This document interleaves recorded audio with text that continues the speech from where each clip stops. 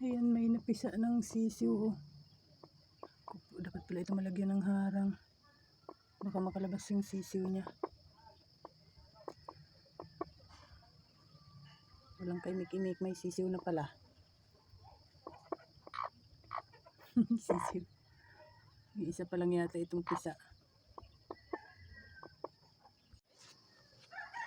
Lalagyan kong harang at baka makababa yung bagong pisa.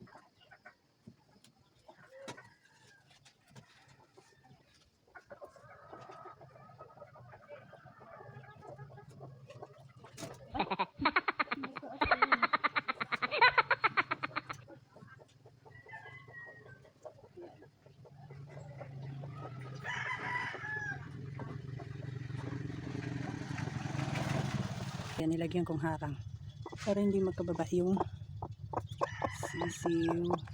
Ay! Dalawa na! May dalawang lumabas. Mayroong mga crack ng itlog eh. Kagabi tahimik na tahimik pa ito.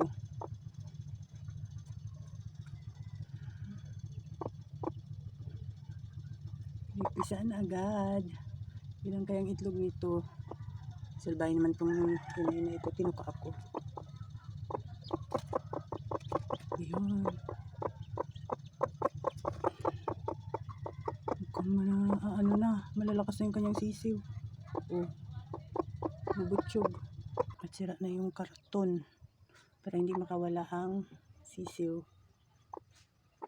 And tatlo pala. 3 little chicks. Hindi na yun makakaalis dyan at hinarangan ko na. Nakakatuwa naman ng mga butsyog na yung bagong pisa. Meron pa siguro yun sa ilalim. Ayan, lalagyan ko rin ng harang itong pinto para hindi bumaba yung inahin. Pag bumaba kasi yan, baka liparan din ang mga sisiw. Ayan, dyan muna sila. Meron pa siguro yun sa ilalim. That's all mga kanokis. Thank you so much for watching. Please like, share, and follow for more.